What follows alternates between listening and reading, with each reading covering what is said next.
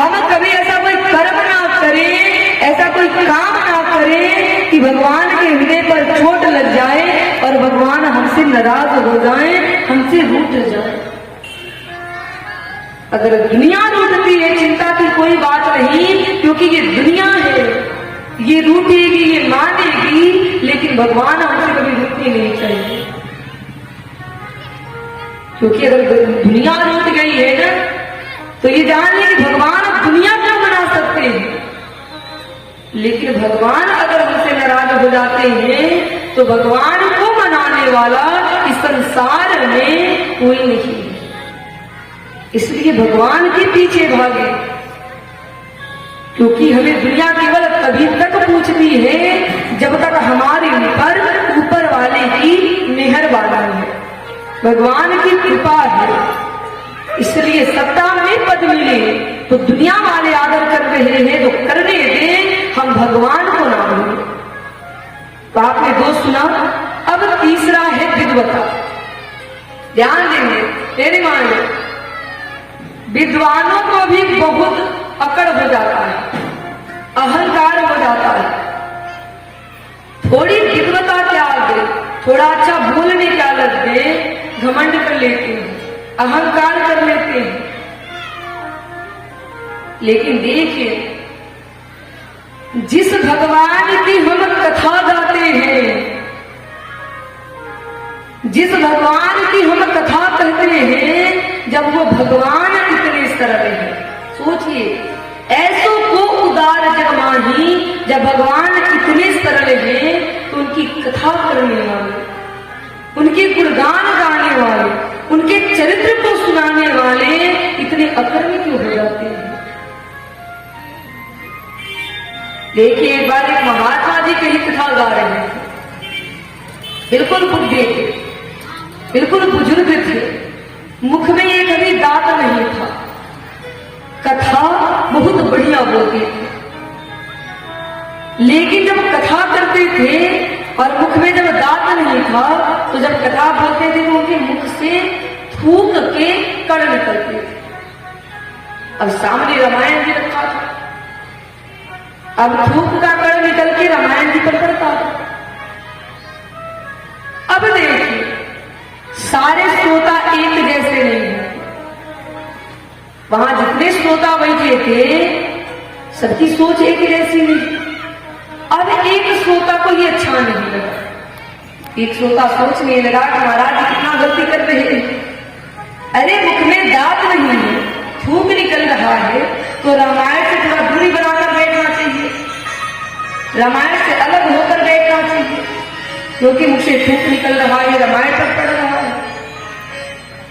अब एक श्रोता को अच्छा नहीं लगा, उसने क्या किया कि एक चिट्ठी लिखा, एक पत्र लिखा, और पत्र में लिखा कि महाराज आप कथा तो बहुत बढ़िया कह रहे हैं, बहुत बढ़िया से समझा रहे हैं, लेकिन थोड़ा सा आप गड़बड़ कर रहे हैं।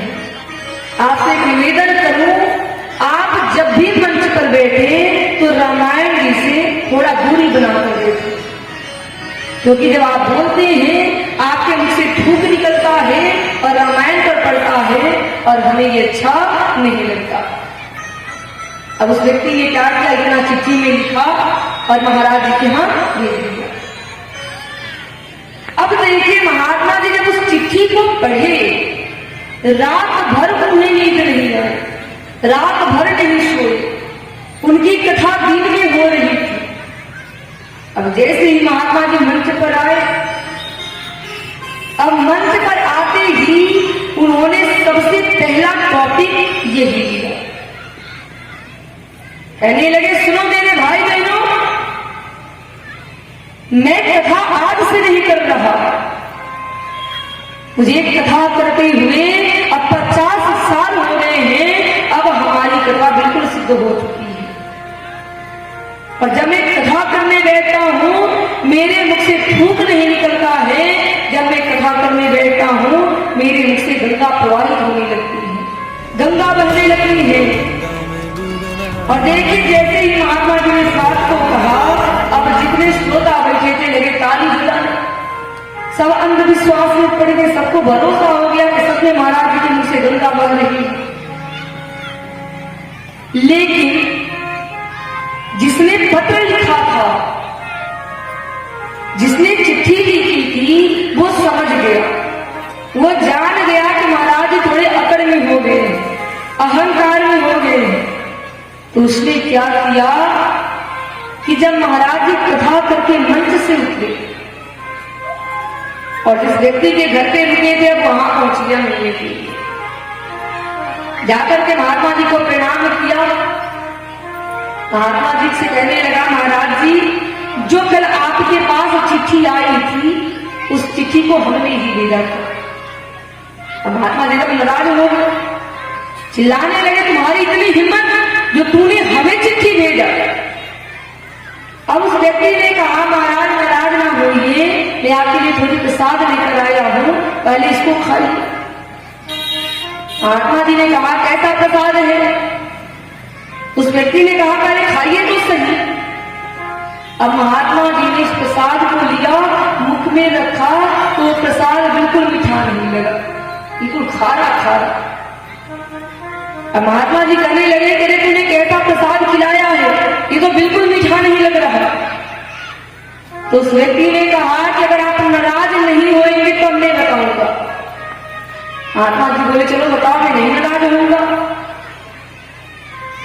तो उस व्यक्ति ने कहा कि देखिए महाराज, मेरे एक दादाजी थे और मेरे दादाजी की बड़ी तमन्ना थी, बड़ी इच्छा थी कि हमारी अस्थियों को गंगा जी में प्रवाहित किया जाए।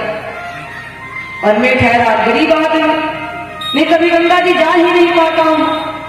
और आज आपने कथा में बोला कि जब आप कथा बोलते हो तो आपके मुख से गंगा बहने लगती है, तो मैंने सोचा कि गंगा जी जाने से बढ़िया है कि मैं अपने दादाजी की अस्थियों को आपके मुख में डालूं। इसलिए मैं अपने दादाजी की अस्थियों को चूर्ण बना करके यहाँ लाया हूं और आपको खिलाया हूं।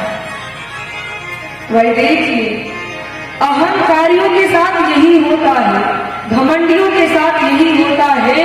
इसलिए जीवन में कभी अहंकार ना करें, कभी घमंड ना करें। और देखिए आजकल लोगों को छोटी छोटी बातों पर